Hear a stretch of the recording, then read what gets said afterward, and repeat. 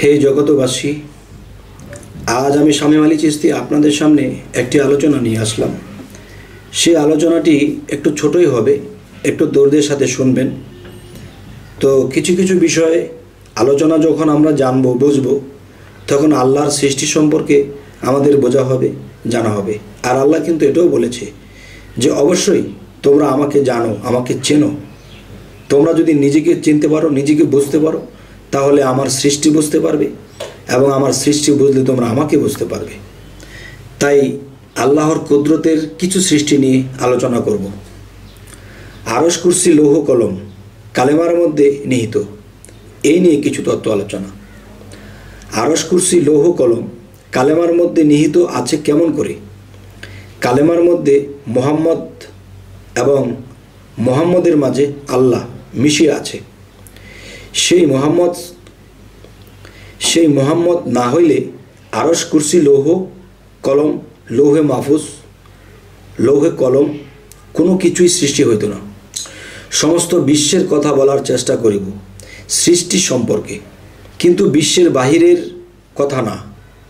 যেমন বৃহত্তম মিম দ্বারা আরশ সৃষ্টি করিয়াছেন আল্লাহ, সেটাই শুধু সৌরজগৎ মানে আলোকিত জগৎ, স্রষ্টার জ্ঞানের জগৎ। পঞ্চ আরশে এক চতুর্থ আরশে হা হরফ অবস্থিত। পঞ্চম ও চতুর্থতম আরশে কুরসি অবস্থিত। সেই আরশে আল্লাহ সিংহাসন রাখিয়া বসবেন। সেই কুরসিটি চতুর্থ এবং পঞ্চম আরশের মাঝামাঝি অবস্থিত। এই কুরসিতে বসিয়া আল্লাহ সমস্ত সমাধান করবেন এবং করিতেছেন। এবং এই আরশের উপর নিচে বাতাস চলাচল, এবং এই আরশের উপর নিচে বাতাস চলাচল চলছে হরদম। জমিন, সাগর, পাহাড় বা পৃথিবী অবস্থিত। হা হরফের নিচে বৃহত্তম আরও একটি মিম অবস্থিত। সেখানে সাগর, পাহাড়, পৃথিবীর অবস্থান আছে। আবার বলছি, জমিন, সাগর, পাহাড় বা পৃথিবী অবস্থিত। হা হরফের নিচে বৃহত্তম আরও একটি মিম অবস্থিত। সেখানে সাগর, পাহাড় ও পৃথিবীর অবস্থান আছে, যেখানে মানুষ বা প্রাণীদের জন্ম হইয়া থাকে এবং মৃত্যু হইয়া থাকে। সমস্ত লাভ ক্ষতি এই পৃথিবীতেই হইয়া থাকে, এবং বেহেশত ও দোজখ এখানেই খুঁজিয়া নিতে হয়। আর মূলত এখানেই বেহেশত, এখানেই দোজখ সৃষ্টি হয়, এবং জন্ম মৃত্যুর থেকে এইখান থেকেই মুক্তি নিতে হয়। এই পৃথিবী থেকে যাহারা মুক্তি নিতে পারে না, তাহারা আর কখনো কোথাও থেকে মুক্তি নিতে পারিবে না। দাল অক্ষরটিতে পাতাল অবস্থিত। দাল অক্ষরটিতে পাতাল অবস্থিত রহিয়াছে। মানুষ যখন কর্মে নিম্ন দেশে চলিয়া যায়, তখন সেই পাতালে চলিয়া যায়। যেমন সেইখানে কঠিন কষ্টের জায়গা, যেখানে মানুষের স্রোতের কোনো অস্তিত্বও থাকে না।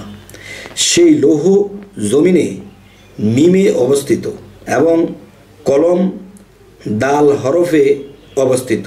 এই বেদান্ত না জানা পর্যন্ত আধ্যাত্মিক জ্ঞান লাভ করা যায় না। মান আরাফা সম্বন্ধে যার জ্ঞান নাই, তিনি কখনো এই বিষয়টি, মান আরাফা সম্বন্ধে যার কোনো জ্ঞান নাই, তিনি কখনো এই বিষয়গুলি বুঝবেন না। আল্লাহ আমাদেরকে অবশ্যই বোঝার তৌফিক দিবেন তখনই যখন দেখা যায় যে আমরা কোনো কামেল মুর্শিদ এবং কামেল অলির কাছে যাব। তখন তিনি কিন্তু আল্লাহর সাথে সম্পর্ক করিয়াছেন। কিভাবে সম্পর্ক করিয়াছেন তিনি জানেন, এবং কিভাবে আল্লাহর কাছ থেকে এই জ্ঞানগুলো লাভ করেছেন তিনি জানে। তাহলে আমরা যদি সেই মানুষের সংস্পর্শে যাই, এবং তিনি যখন আমাদেরকে আধ্যাত্মিক বা রুহানি জগতের শিক্ষাগুলো দিবেন, তখনই দেখা যায় আমরা সেভাবে সেই নিয়মে যখন আমাদের সাধনা, আমাদের কাজ চালিয়ে যাব, তো ইনশাল্লাহ আমরা সে পর্যন্ত পৌঁছে যেতে পারব। তবে হে জগতবাসী, আজকের এই আলোচনার মূল হলো কি? আরশ কুরসি লৌহ কলম কালেমার মধ্যে নিহিত। তো এই বিষয়ে আপনাদেরকে আমি কতটুকু বোঝাতে পারলাম অবশ্যই আমাদেরকে কমেন্টে জানাবেন।